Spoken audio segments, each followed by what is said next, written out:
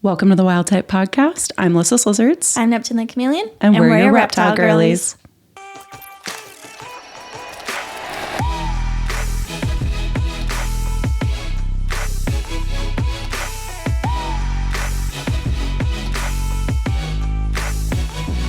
This one's for the wild type of girls. So we are talking today all about reptile expos. Yes, we've been asked a lot of questions from you guys. We talk about it all the time. Because we go to them all the time. Yes, I know we've mentioned them a couple of times in different episodes. So we want to dedicate an entire episode just to reptile expos. We're going to do tips and tricks. We're going to talk about whether or not we think they're a positive thing or a negative thing for the hobby. All kinds of fun little things that we can fill you guys in on so that the next time you go to your next expo, you will be highly prepared. Yes. Because you should be prepared. Yes. Yes, they're a big deal. Yes. But before we get into it, don't forget to follow us at the Wild Type Podcast on all social media. Leave us a review, subscribe, thumbs up. All the things. Yes. So should we start off with what a reptile expo Honestly, is? let's start at the very beginning. Yeah. What is it? And my definition of it is essentially it's almost like a marketplace for reptile keepers, whether it be supplies, That's pretty pets, good. Yeah, that's a good description. Like all of that. And expo, I don't know if that's the right word for what it is. I would say so because you can maybe use convention. Yeah, because I've been to other expos like art supply expos, fitness expos, like they all call them expos. It's the same thing. It's just a bunch of booths with people selling a bunch of stuff. In the reptile hobby, it's typically animals or supplies. Yes. And and the best part about reptile expos is that you can literally find almost everything there. Honestly, everything that you might need for a new pet. You can even find the pet there. You can find the breeders there. You can find everything. The enclosure, the plants. Plants are becoming so popular to sell at expos. There are whole tables dedicated to plants to now, live plants, which is probably one of my favorite things. I love that's becoming a thing. Yeah, people who are just selling bugs. There will literally be there's one table, I forget what the vendor's name is, but they are just isopods. Yes. That's all they do. That's all they sell. And they sell like the most high end, like designer isopods. And then they sell some of like the basic ones that everybody needs. I mean, they have everything in between. Yes. Which is so cool. And with these expos, there's different chains or brands of expos, I guess, that go to different cities. That's an interesting way of putting it. Yeah, but you're right. It is though, That's right? totally what it is. You've got Repticon, you've got NARBC, and they'll be in multiple cities. There's the Reptile Super Show. There's like all these different brands of expo. Yeah, and they go to different cities. So another question we get asked all the time is, how do you find a reptile expo? Yes. So I think very simply using your good friend Google and just searching your local area and stick to larger cities, right? The closest big city you have in your area, reptile expo, and hopefully there'll be one. And the area we live in, we get a couple a year. Yeah. So they definitely come through here. And so we go to them all the time. And almost all of them repeat cities too. So they have specific cities that they go to typically, like you said, twice a year. So you can usually look at their schedule, things like that. So even if you're not close to one of those big cities, you can plan a trip once or twice a year out there if that's something that's really important to you. Yeah, people will buy hotels, plane tickets, the whole shebang. We've done it. It's a whole little vacation. Yeah. So. We've definitely done it. And not all reptile expos are created equal. No, right? We talked about these different brands, and there's definitely different tiers of it and different caliber, and it's not just the size of the show. Some are definitely small, they'll be in a school gymnasium, right? And that's it. And then others are in that entire convention center, so different sizes but also different quality. That's a big one. Breeders that vend at the shows, because and we'll get more into this as the episode goes on, but like we said, some expos they're not all created equal. Nope. Some are not as good as others, and some in particular do a better job at vetting the vendors that they're bringing on. And that to me is probably the biggest determining factor of what determines yes, the size, because when it takes you 20 minutes to walk all the tables, you're okay, cool, that was fun, versus it takes you 2 days to walk all the tables. So the big ones are definitely more enjoyable to go to, but the quality of the vendors Huge. It's everything. And just to set the scene for someone who maybe hasn't been to a reptile expo, it's basically just a giant room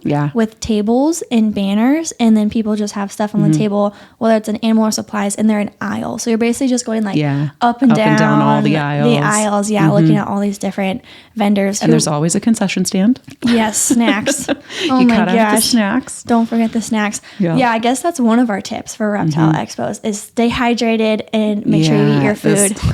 I mean, one of our expos. Yeah, you can tell the story. I have to. Don't hate me.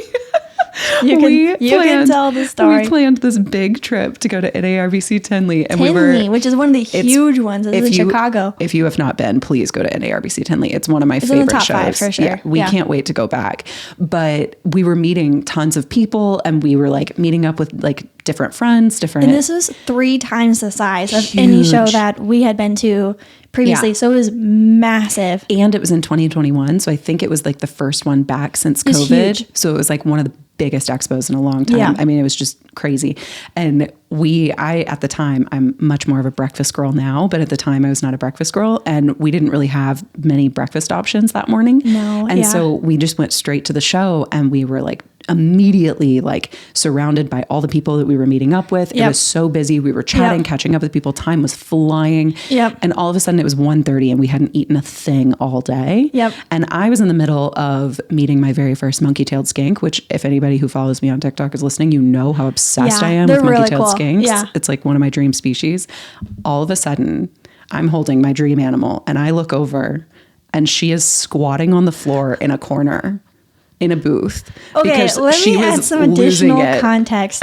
I had mentioned like 2 hours before that I was getting hungry. Yes, okay, this is true. What would have been like 11:30, and I was like, "Hey, like just a heads up, because I'm gonna need food soon." Yeah, because like my energy levels are 100% dependent on food, and I'm very self-aware. So I'm like, okay, I'm getting a little hungry. I don't need to eat right this second, but like in the next hour. Yeah. So I told you that, but we're like in the thick of it, and it's just like. It's so crazy cool stuff. And it's so hard, especially when you're in a big group, because we had gone to that event, meeting up with a big group.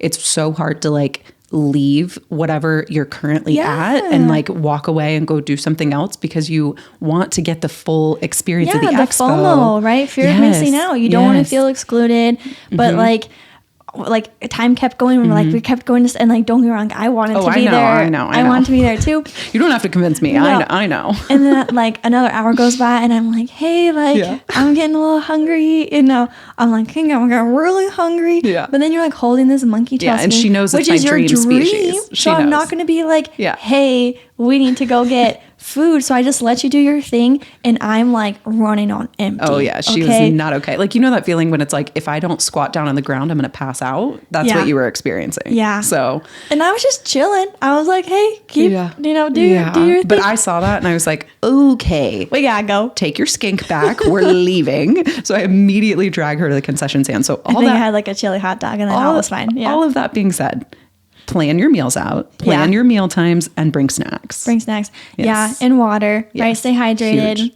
Yeah. So that's definitely a pro tip. But back to the vendors, like what can people expect to see as far as animals go? Because I feel like it's mostly snakes and geckos. That's accurate. Yeah, it really depends again on the quality and the size of the expo. If we're talking like your average, like not crazy big, you know, right? Because those are exceptions. Those are anomalies, right? True. Like those are the ones that attract the rare stuff. Yes. The bigger the expo, the more unique species you're going to see, versus the smaller expos, the one on a smaller scale. You're going to see a lot of ball pythons. You're going to see a lot of leopard geckos, a lot of crested geckos. Because like, who's the target audience? Because the big shows are for like breeders to basically like show and tell, like, look what I produced this year. And it'll say NFS, not for sale. Yeah. So they literally just bring this animal just to show it off. Which I'm not mad about. Like, I love looking at them. But like, I always love getting to see the like $20,000 snakes. Like, it's crazy. But they're not selling them. They're not going to. They have no interest. They're just showing off for the genetics. Yeah. So the big shows will bring in a lot of those types of animals versus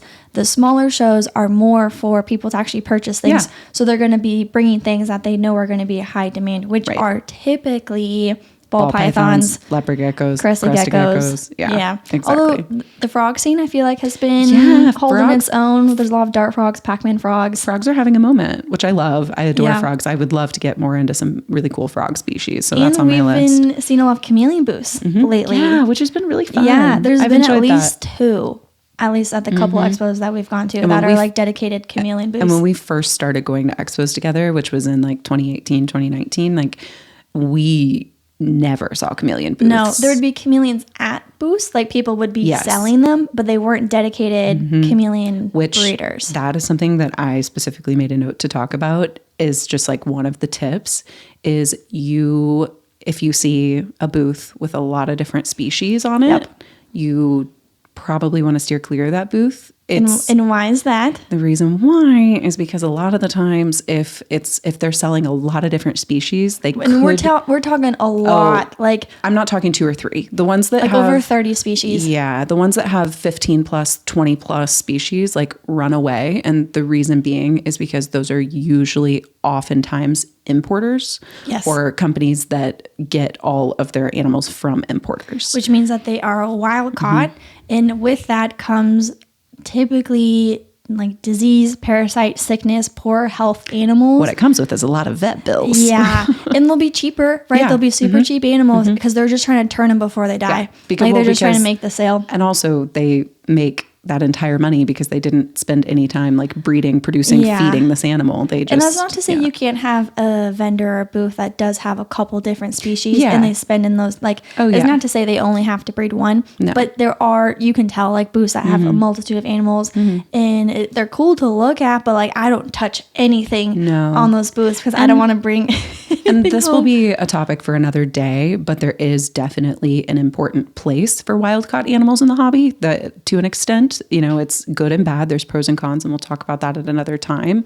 So wild caught isn't always a horrible thing, but if you are a new keeper, if you are looking to buy pets, it's usually not the best case scenario for you. Yeah, and if you're someone who like is trying to, you know, healthen up your lineage, right, or diversify your lineage through wild caught, you're not going to a reptile expo, right? You're talking to the importer directly because you're after a particular species, like more for lineage or something for the project that you're working on to keep it healthy and established, not just casually rolling through an expo and grabbing something that's sitting on the table. 100%. Yeah. And again, we'll get into that at another time, all the details on that, but just wanted to say that if you're a pet keeper, all of that, this is why you want to steer clear. So if you're looking to buy from an expo, I've bought my crested gecko from an expo. You've bought what? Hazel from Scooby. An expo. Yeah, Scooby. Oh my gosh, there's so many others. Poke was from an expo.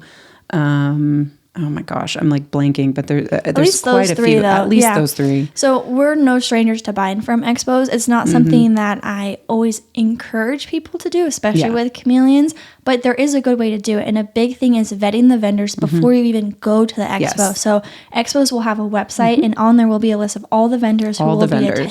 Yes. Excuse me. Breathing. Gosh. Difficult sometimes.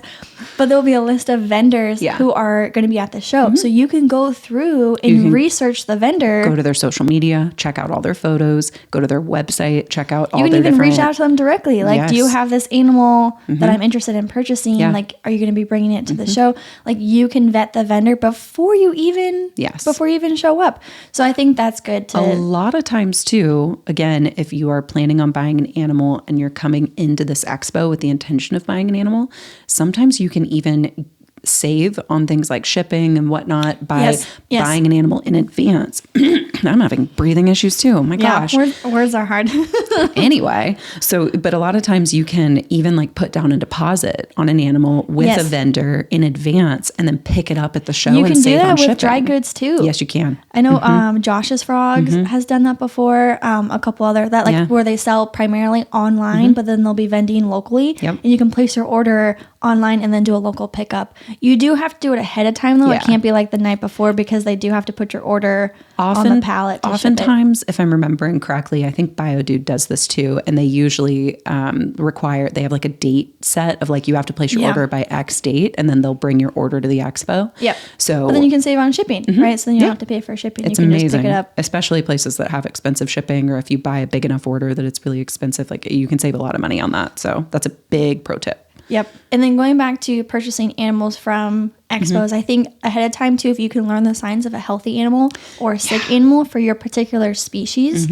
Like, for example, a chameleon, if it had closed eyes while at the expo, that is a sign of stress and sickness. Honestly, almost any reptile, if they're closing their eyes, it's usually not a great sign. Very true. So, but if you know ahead of time the signs of a healthy and sick animal, even if you know the vendor is legit, but then maybe that animal just didn't do well on the ride over or whatever the case may be. It's not always the vendor's fault. There's lots of things that happen. But then you can make an educated decision and making sure that you're purchasing a healthy animal and recognize that the circumstances of the expo are not going to be what the animal will be experiencing. Like they're in the deli cup, they've got lights going on, like people are holding them.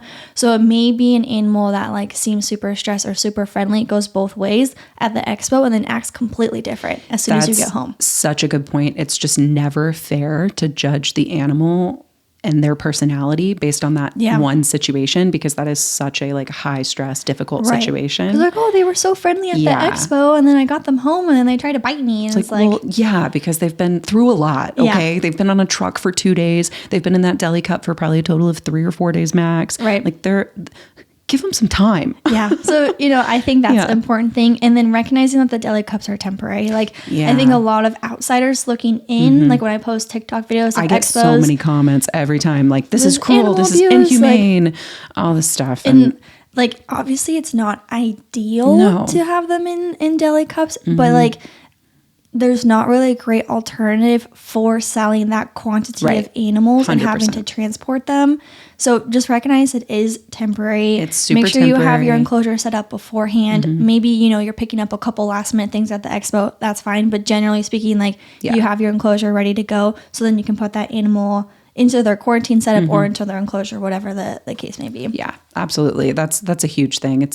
The deli cups are so temporary, we promise. And in all honesty, it is the best case scenario for that animal to get to a new home faster. So it's just really important. Yes. It's not, obviously not something we want to do all the time or for long periods of time, but for the instance of a reptile expo, it is temporary. Yes. So that's one thing. And then I think a pro tip that people may not realize is that you can usually negotiate at expos. Yeah, that's an interesting one, especially if you wait until the last day of the expo in the afternoon. So expos are typically 2 days. Yeah, Saturday and Sunday usually.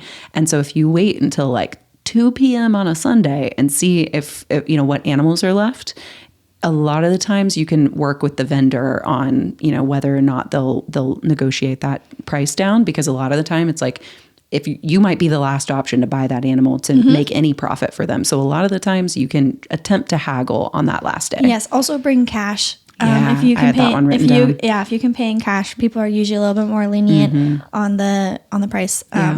And then one thing too, I will say there's a little bit of a give and take with waiting to the last day, because that means sometimes all the good stuff 100% has sold in the beginning. You have to be willing to gamble. Yeah. Yeah. So if you have your eye on one particular animal, it's probably not worth waiting to see if it's gone. Like if you have your heart set on one, get it when you can get it. But if you're a little bit more open to, whatever animals are left at the end of the expo, then that's a different scenario. Yeah. But I think when I got Pluto, I had him put him on hold on Saturday, and then I picked him up on Sunday so that I had time Saturday evening to like make sure his enclosure was all good to go and stuff like that. So that's things you can do, but I'm pretty sure I put a deposit down, right? I think you did, yeah. It wasn't just like holding this animal in reserve, because then they'll take them off the table, right? So now from the vendor perspective, like they're not able to sell the animal. Yeah.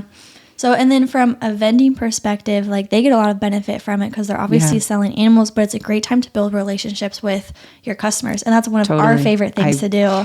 Especially now that like we go to almost every single expo that we can. So like it's it's become less of a we're going for specific things and more of a we're just going to network and hang out and like a social thing, which we talked about in our episode of making friends, of like how it's really enjoyable if you can bring someone with you, and if you circle the same expos, like you start to get to know the vendors really well. Like we're at the point where we recognize and know a lot of the vendors and catch up with them every time we're at an expo. Or the vendors we've purchased animals from, right? Like Hazel's vendor is usually always there. We always see him. We always see Nessie's vendor too. I love him. So we always get to see them. Hey, how's it going? How's your year going? You know, and they're like, oh, how's your animal doing? So we always really show update pictures on how the animal's doing and stuff like that. It's really fun. So that's one of my favorite things about it is now that we've been going consistently, we like know people. Yeah, I think the social aspect pushes the wow factor, right? Of like, especially when you bring someone new to be able to see all the different animals and the different morphs and things. I will say I'm so out of loop on the ball python stuff. Like I used to be able to keep up with the highways and the clown this and I don't banana. I don't keep up with it much anymore. There's so many. There's so many morphs. There's so many patterns. There's so many things. I can't keep up. I still am a sucker for a pied though that has a little smiley face on it. Same. Well, I'm just a sucker for the contrast of the pieds in general. Those are my favorites. And bananas. I do love a good. You love a good spotty animal. That's true. That's true. Definitely my kryptonite, my space spot. Absolutely. I know. Yeah. So I don't know. I would encourage you to go to a reptile expo. One thing that I think we haven't touched on, we've done a lot of tips and tricks on how the expos are beneficial, but maybe some things we can touch on are the cons of reptile expos, and not so much just like putting down the expos, but the reality is like not everyone is selling good animals, and there are some horror stories that come out of expos where I have one. Someone was sold an animal. I mean, I get this all the time with chameleons, right? Like the vendor's just trying to make the sale. You can tell they don't care about the health of the animal, which is just so heartbreaking. This is not me projecting on them. Like this is if you're selling an animal that is already sick and you know it and I know it and that customer doesn't know it, like shame on you. And if you're also selling the incorrect supplies knowingly, like shame on you. It's you have to be really careful. This is why it's so important to like vet your breeders in advance. You have to know what you're talking about because while you would hope, and there are amazing vendors, incredible vendors will turn down sales because the person is not prepared. Those are my favorite. Because the person's not prepared. They're like, hey, here's my information. Here's some good resources. When you're ready to buy, come back to me. And they will turn down the sale. And I have so much admiration for that. So much respect for those vendors. Then you have the opposite where they will say whatever they need to say. Yeah. They'll just make up whatever. You can feed them strawberries and they'll be fine. What reptiles only eating strawberries? It's so hard. And so this is like the prime example that I have that is a little bit of a, you were there. You know exactly what it is. This was bad. So speaking of vendors who just want to make the sale, I was at an expo one time. We were at an expo one time where I walk up and again, there's so many ball python breeders. There's so many, all of that. And this was one of the like what I would consider lower tier. We have not been back and never will again. It was a smaller expo. Like it wasn't like a school gym. You could just tell like the quality of the animals, the quality of the vendors. There wasn't a lot of foot traffic. It was just like a very slow expo. The best expos should be vetting the vendors that they are bringing on. And this one clearly had not. Yeah. And so basically we're at this table. They're selling ball pythons. There's actually 2 different vendors that did this at the exact same expo. And that's what made me so livid. They must have thought they were like so clever. Yeah.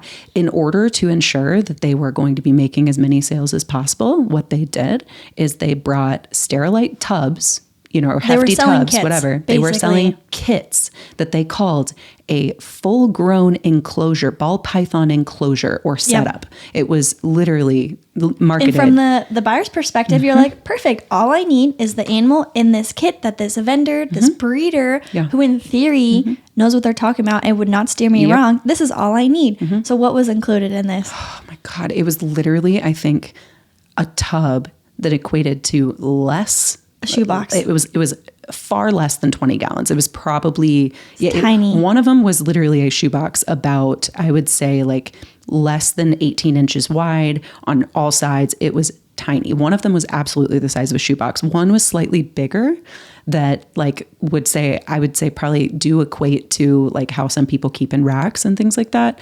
So some people might think that that's okay, but they were marketing as like for a full-grown ball python. Yeah. And it had one singular hide. It had the thinnest layer of substrate that I've ever seen in my entire life. And it was something like aspen or something. No, it was, I think it was whatever the chunky cocoa fiber is. Repti bark, something like that, which isn't a horrible substrate. That's a good substrate to use, depending on bioactive, blah, blah. I'm going on a tangent. So, but the thinnest layer of substrate I've ever seen. I mean, there was no possible chance of burrowing for this animal. No lighting. It had a heat mat, no thermostat, nothing, just a singular heat mat. And that's all. And maybe one of them, I think, included a water bowl, and one didn't even include that. So now imagine you don't know what you're doing. You probably haven't done your research. Fall in love with the snake. Yeah. You walk up to this, you see this adorable ball python that's the cutest animal you've ever seen, and you want to bring it home, and you're in love with that animal now. And this vendor is looking at you in the eyes and saying, this is all that you need. And guess what? It was only $35 for that whole setup. I was livid. You see this in chain pet stores all the time, right? And we're back. Slight technical difficulty in that the batteries died. So friendly reminder to always have some spare AA batteries on hand because we're back. We are back. Sorry about that. So what we were saying though, or what I was trying to say is that how pet stores are notorious for selling animals with the incorrect supplies. And I, while do not support that in any way, shape, or form, do give a little bit of grace because it's unrealistic for the 16-year-old making minimum wage to know everything for all those animals. Like, of course.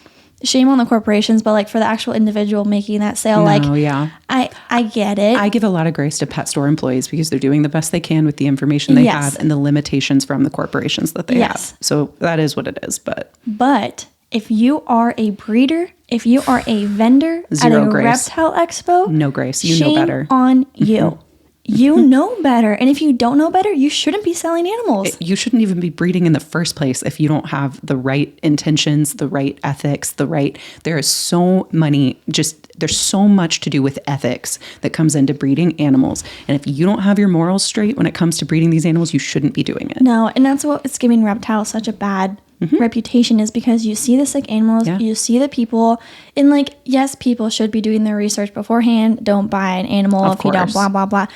I get that. There's responsibility on all sides. For sure. But if you're vending and you're going to try and sell supplies, I think that's great, but you have to be selling the correct supplies.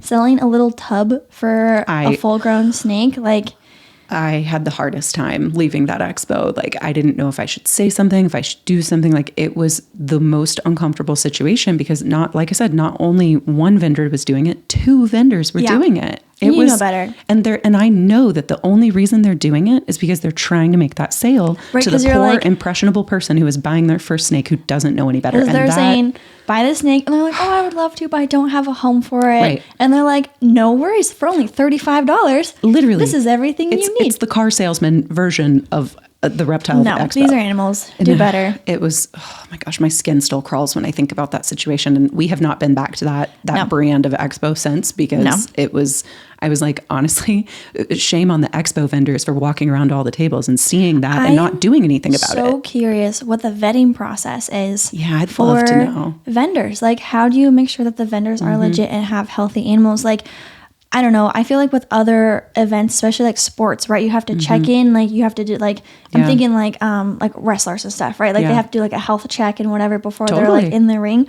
Why is that not the case with animals where as you're setting up your booth, every single animal has to be given a once over, a little green check mark before you're able to and I will say too, I have heard, granted, these are probably rumors in the industry. I don't know any of this for a fact, but I have heard of certain expos actually kicking out tables and doing things like that. As they should. And I think that's one of the most important things is that there's responsibility on all sides when animals are, in the situation, but there is a small responsibility to the vendors, to the expos to make sure that they're vetting all their vendors. And if they see unhealthy animals, of them. Absolutely. If they see unhealthy animals on the table, they need to either be taken off the table, or if that vendor's notorious for doing that, kick them out.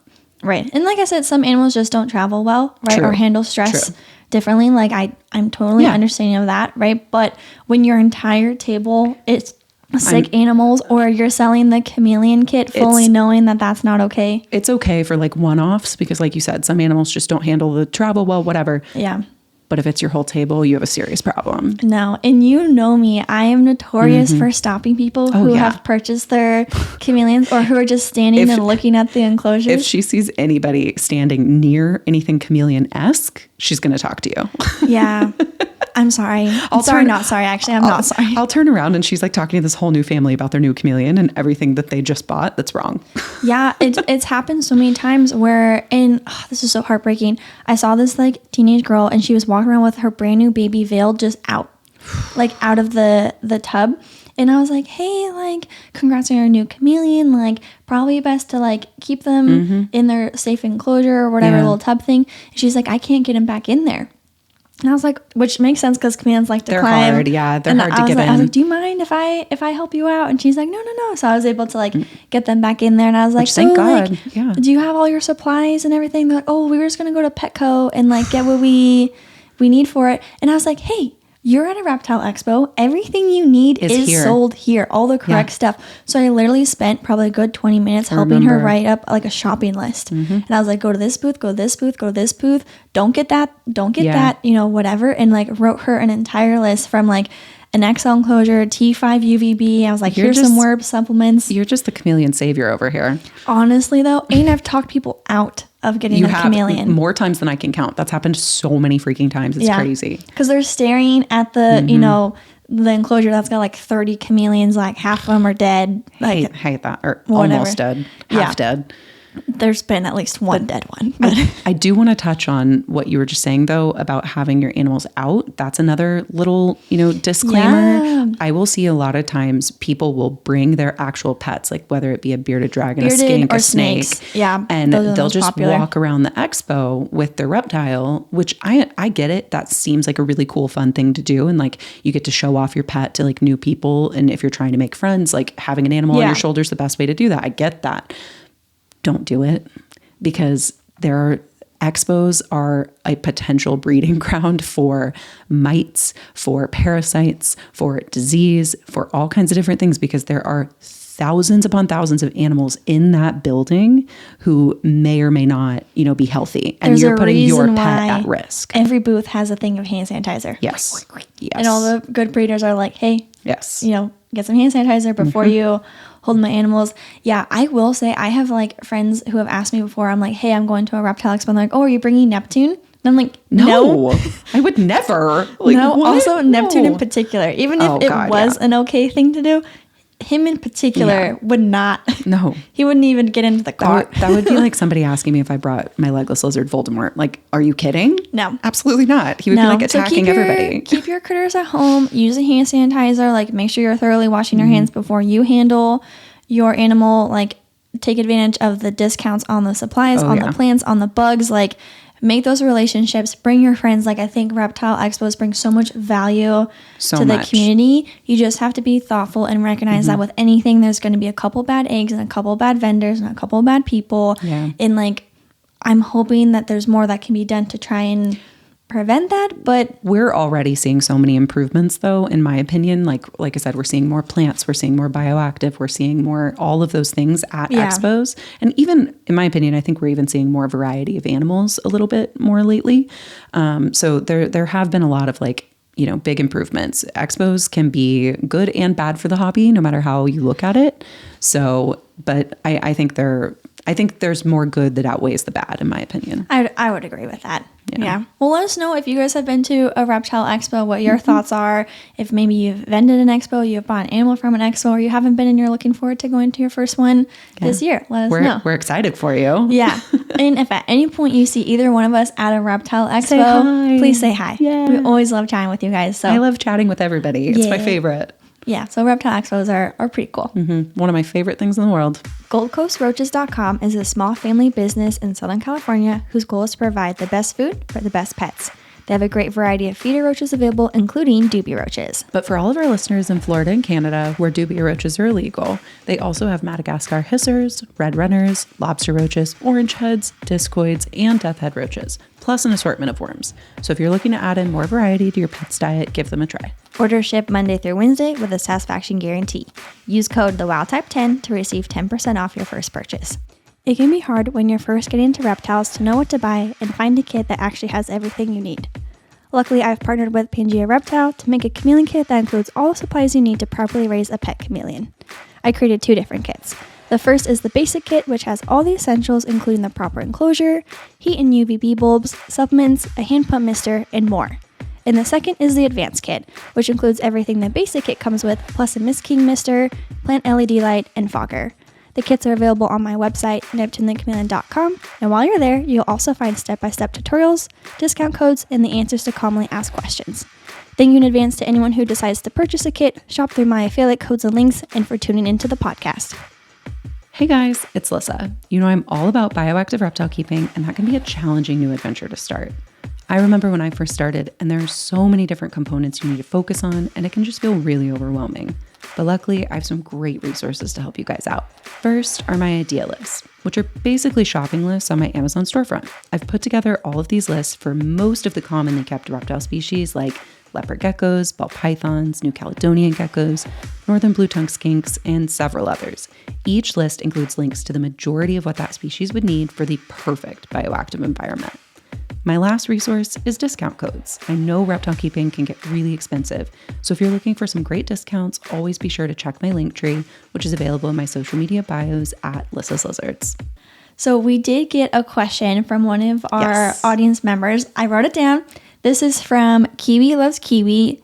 They ask, what is the first reptile that got you into the hobby? My leopard gecko, Charlie, who I still have, my little 15-year-old little old man. So I know you were like obsessed with wanting a leopard gecko. Mm-hmm. Do you remember, granted, this was many, many years ago. Do you remember 13. Why a leopard gecko was like... I just had never seen one before. And my 7th grade science teacher had 2 of them, which they were cohabbed, which in hindsight... We're going to just look past that. We're just going to ignore that.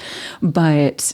I honestly, their chubby little tails and their little smiley faces was probably I just was entranced immediately. Really? Yeah. I remember when I was a kid in Petco PetSmart and would see the chubby tail and I was like, I don't like the chubby tail. I think it's so freaking cute. I think it's adorable. They've grown on me. Like I would say now I would consider a leopard gecko cute and their little derpy little smiles. Like their smiles just melt my whole soul. And I feel like compared to a crested gecko, and people might have different opinions, but I feel like leopard geckos have more of a personality than so much more of a personality. A crested gecko. Don't get me wrong, crested geckos can absolutely have personalities, but in my opinion, they're 2 options of their personality. It's either absolutely crazy or super chill. And so whereas I feel like leopard geckos have more variety to their personality and a little bit more, I don't know, individualism, I guess. There's so many different, I don't know, just different personalities than other ones. And they're just so fun. So your gateway reptile was a leopard gecko. My gateway reptile was a chameleon. Mm-hmm. I remember seeing a picture of a panther chameleon online, just like scrolling on like Instagram or something. Yeah. And I was like, whoa, like what is these that? Are really cool. Yeah. And then I did some research and then like kind of had forgotten about it. I knew I was doing like a big move. So I was like, I'm not going to get an animal if I know I'm going to be moving. And then I saw a baby panther chameleon in real life and I was like, game over. I need one. Done deal. I will say, so Charlie, my leopard gecko, just leopard geckos in general, was my first gateway one. But I would say my second gateway one, because my timeline of reptile keeping, I had Charlie when I was 16, and it wasn't until after college that I started getting more reptiles. Yeah. So I had like a 6-year age gap between when I first got my first gateway reptile, and then I almost... To be clear, the person did not say gateway. I said gateway. You said gateway. They just said that got you into the hobby. That was a... Gateway's the correct word, though. My own interpretation of that. But so I had like a second gateway animal where I kind of had like forgotten that like there were so many other reptile species. Yeah, I got like so hooked on leopard geckos for a while that I like forgot that you could get other reptiles, and like life was busy in college and all that stuff. So post-college, I did the same thing. On Instagram, I saw a panther chameleon and I was like, what is that? I mean, you just see them and it's just this rainbow lizard and you're like, that's real? Yeah. I can own one of those? Yeah. Like, and then that's when I got Barney, my panther chameleon. So. Yeah, the rest is history. So yeah, those were our first reptiles, but always curious to hear from you guys what your first reptile was that got you let us into know. The hobby. And now we're going to change complete gears. No more reptile talk. We're going full girly. Yep, we're done with the reptiles. Full girly. So we're talking about what today? What was it? Dating profiles, right? Dating app profiles. Yeah. So the good, the bad, and the ugly. You've spent some time on some dating apps. You met your hubby on a dating app. So shout out to Hinge. Yeah. Thanks for the help. And I've definitely been on dating apps, and with it comes your profile, which like literally will make or break your your dating easy. Like let's be so for real. If you spend 5 minutes on your dating app profile, you're not going to get any matches. So we're going to be talking through what we consider, these are opinions, okay? You can have your own opinions. These are our opinions on the do's and don'ts of dating apps. So the first one that comes to mind, the very first photo, and maybe we should preface this, I'm into the dudes. Yes. You're into the dudes. Yes. We have no idea what it's like for the ladies dating the ladies or the guys dating the guys. So this may be completely different. And honestly, I'm very interested in the differences. So please let us know in any comments what the differences are, because I think that's fascinating. We can only speak from our own experiences. But something that drives me nuts is when I'm looking at a guy's profile and the very first picture is a group picture. Yeah, that honestly. How am I supposed to know who you are? Amateur hour, buddy. Get it together. And you're like, okay, not the first one. So then you like scroll to the next picture, group photo.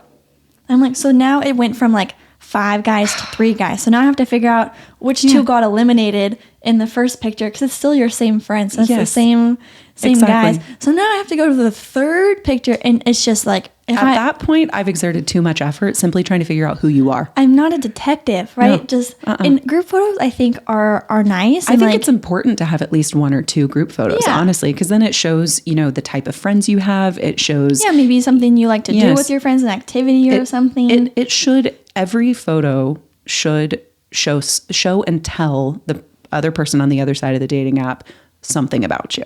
Yes. And I think group photos can portray different things about you. But if it's your first picture, your first picture should be just you. Yeah. It should be like shoulders up. Like I gotta be able to tell what you look like. And then you can add in the group pictures. Once they've seen that first singular photo of you, then they can scroll through and be like, oh, that's them. Yes. That's them. And they can point you out in the group photo. Yeah, for sure. So I'm that just is one in particular that I'm like, yeah, I think that's a really, really important one for me. This is for the dudes out there. In at least one of your photos, you need to be smiling, showing your teeth. Show that you have teeth. Show that you have teeth, because if I'm scrolling through your profile and you're soft smiling the whole time, I'm assuming that you have no teeth. There's at least one missing. Yeah, which is fine. But if that's the case, show and tell. Own it. Show and tell. Yeah. I need to know. And the same goes for hair or lack of hair. Yeah, if you're wearing a hat. If you're wearing a hat every single one of your pictures. Every single photo, I'm going to assume, and here's the kicker, I'm going to assume that you're bald, which, let me be so clear, is not a problem. No. What's a problem is fact number 2, it tells me that you're insecure about it. And that's where I have the problem. Yeah, and don't get me wrong, like a guy in a hat, big fan. Oh, yeah. We love men in hats. Big fan. Yeah. But if every single one of your picture is a hat, even if you wear hats all the time, like let me know that you have hair or you don't have hair. Don't really care. Just let me know what we're working with. For me personally, insecurity in your physical self is a really important thing in a partner. Because confidence is... Yes. Yeah. It's if you're really insecure about the way that you look, that right there is the issue for me. Not whether or not you have teeth, not whether or not you're bald. Like, I'm not that superficial about it. Right. It more so has to do with your confidence levels, right, or whether or not you're insecure about who you are and what you look like, because you should be confident in what you look like. And you're going to find out anyways. Right. If you go on a date with a person, like, you're going to find out. Which that leads me to another like big don't, is do not put photos on there from 5, 6, 7, 8 years ago. Okay. When you're 30 years old and have a picture from high school, I know that's from your MySpace page, okay? I can tell that's from your flip phone. Ridiculous. And like, if you don't have other pictures, like, because I know some guys like don't take pictures, right? Hard. Just like ask one of your girlfriends to like be like, hey, I'm working on my dating profile. Yeah. Would you like take a couple pictures of me? Or there's no shame in that. Or just don't include it, okay? Because it's just cracks me up. Because again, you're going to find out on the date anyway. I'm going to see you on the date. And if it's a photo from 10 years ago that looks nothing like you now, I'm going to be disappointed. It doesn't matter if you look better or worse. Catfish. That's a catfish move. Not cool. No. What I do love when guys do is when they take the time to like really flesh out their prompts. Yeah, that's huge. Like that to me is so attractive because that means you took the time, and it doesn't mean anything crazy. I'm just typing like a well thought out sentence. Okay. I don't need a novel, but I can just tell like this guy spent some time and is showing me some of his personality or his hobbies. And that is so attractive versus the people who don't even put the prompts on their profile, or the like one word, like dumb responses of like, it's like the prompt is like, what are you competitive about? And the answer is everything. Oh, there's literally nothing that I hate more. Which, I hate that response. If you're a competitive person, that's totally cool. But your answer, everything, tells me nothing about you. Like, and also, I know nothing about you. Just the amount of men who say everything. It's like, okay, all that you've told me with that response is that you're just like everybody else. Yeah. That's all you've told me. But I don't, like, if you really are just a super competitive person, then like maybe tell me like why you're competitive or like the things you really enjoy doing. List the top 5 things that you're competitive about. If it's everything, that's fine. But what are the top? You know? So not only do I get to learn a little bit more about you, but that also shows a certain level of effort that you took more than 2 seconds to make your profile. Because if you can't be bothered to just, and again, it doesn't have to be anything crazy. Just like a couple good pictures of you, just a couple little tidbits, just enough to be like, hey, I'm here and I'm active and I want to be serious about dating. Every single thing that you should put on that dating profile should tell the person on the other side of it something about you. That's it. Yeah. That's all that you're trying to assess information and see if you have similar interests or if you have any similarities or anything in common. So this is your first impression. Yes. If you like don't put your best foot forward and try and at least give me information about you, then why would I want to get to know you? Yeah.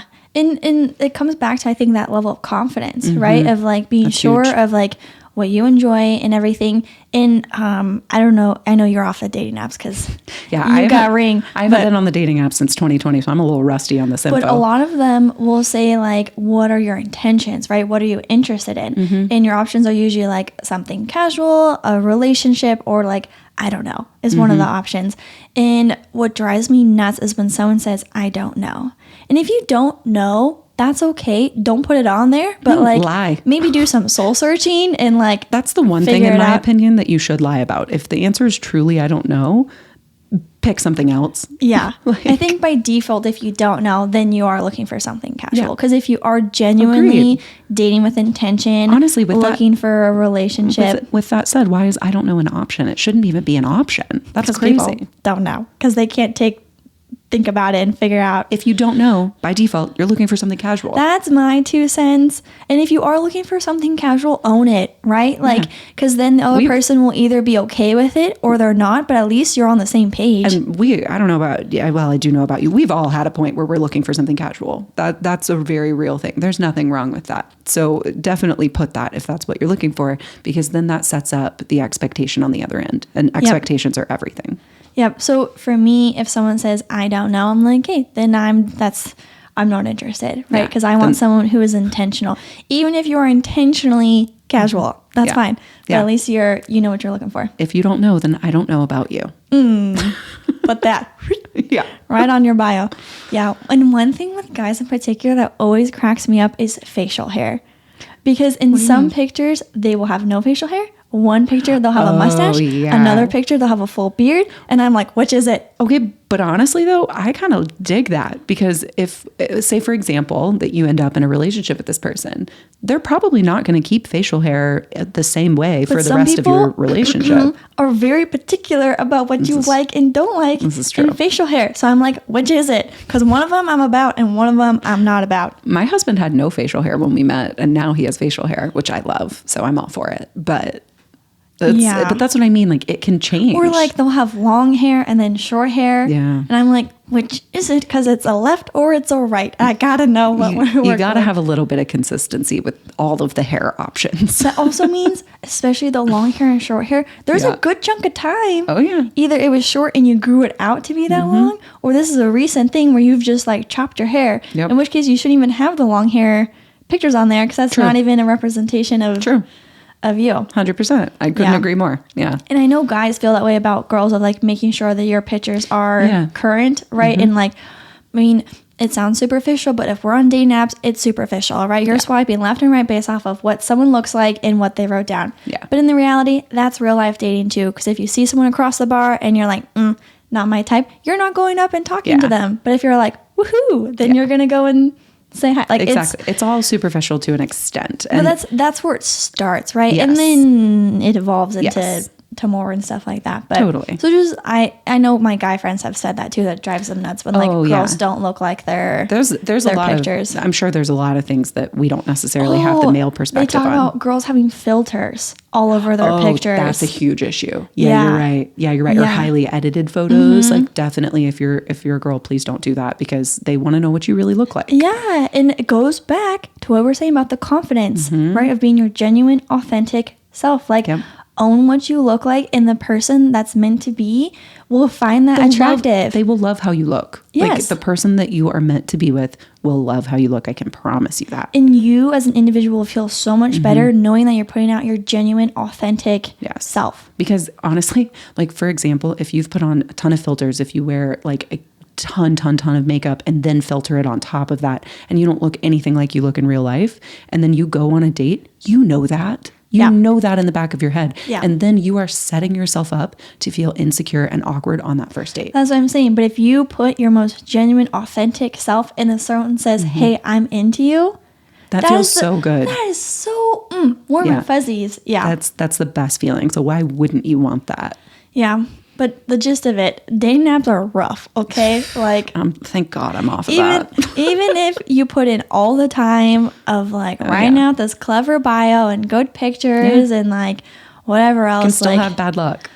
Still rough out there. I have horror stories from my dating app days. Yeah, let us know, guys, if we should get into some like nitty gritties. I've had some catfish stories where someone catfished me and lied about his age. Yeah, we don't want it. Was there anything else that we talked about with the dating apps? I'm trying to think. I talked about all of mine. One that I did have written down was this is pretty basic advice, but I am so not a fan of the mirror selfies. You should have other more resourceful ways of taking photos, in my opinion. Oh, at least a timer. Yeah, right? At least a timer. I mean, come on. Like, this is the 21st century here. You don't have to only do mirror selfies. I will say I don't mind the occasional mirror selfie. Yes. I think I actually on mine had like a gym mirror selfie or something. There's very much such a thing as a cute mirror selfie. I'm not knocking all mirror selfies, but if your entire profile is only mirror selfies, I'm not even going to get... If I'm on the third photo and it's a mirror selfie, it's out of here. Like if we're doing all of them, that's crazy. Yeah. Everyone's got their own personal preferences, but like I feel like when you've done enough apps and like swiped enough times, you kind of pick up on like what you like and totally, yeah. There's a vibe. Your profile puts out a vibe, for sure. But I think the overall conclusion based off of what you were saying, what I was saying is like it is so attractive when someone shows up as their genuine, authentic self, is putting in the effort, is clear in their intentions, like. And now that I'm saying this out loud, this is not unique to dating apps. That's just dating in general. Yeah. Making friends in general. Building your career professionally in general. Like being genuine, being sincere, being like putting in effort goes such a long way in building any kind of relationship. Effort is everything. I mean, you have to put in the effort. And if you're not willing to put in the effort, then you're probably not going to find someone. That's just how it is. Well, that's a little bleak of a... Sorry. You'll be alone forever. You're going to be the little old lady with all the reptiles. Okay. Well, I'm not. Honestly, that sounds great. Love my husband, but that does sound nice. I'm not about that. Can I just live next door to you guys? Yeah, of course. Okay. Thanks. I don't want to be alone. I don't want to be the lonely lizard lady. No. I will happily rock the lizard lady. And also, let's be so for real. You're putting in all the effort. I know this. So you're not going to end up the crazy old lady as my next door neighbor. Well, odds are not in my favor so far, but who knows? Maybe, at some point we could have some like engagement podcast. That'd Do be you know how so much fun it would be to do like wedding planning together? Dude, I literally like look back on my whole wedding season and like the engagement stuff, and I'm like, man, I wish we had this podcast because I know, because it was like right after you got married we started. I know, which thank God I couldn't have juggled all of that. I feel like this gives us a good dynamic of like you know, married and not married, of like, you know, different life stages, especially when it comes to to dating and stuff like that. So. Well, those are at least just high level. I know you guys really liked the episode where we did our very first episode of dating with reptiles. So this is just our 2 cents as like 2 ladies in the reptile hobby of like things we've seen in dating apps of like our perspective. But again, I said this in the beginning. These are our opinions. And if you disagree, that's okay. That's fine. You're allowed yours. We're allowed ours. That's totally fine. So let us know if, you know, you've had any luck on the dating apps. There's got to be at least one of you besides you who has found your true love on a dating app. So, and if you're still in the apps, maybe take a look at your profile and see if there's, you know, some things that you can. Where else can you put in more effort, you know? Yeah, absolutely. So be sure to give the podcast a follow at the Wild Type Podcast. You can follow me at Neptune the Chameleon. Listless Lizards, all the things. All the places, all the things. Otherwise, thank you guys so much for watching. Have a great rest of your day. We'll talk to you later, reptile girlies. Bye.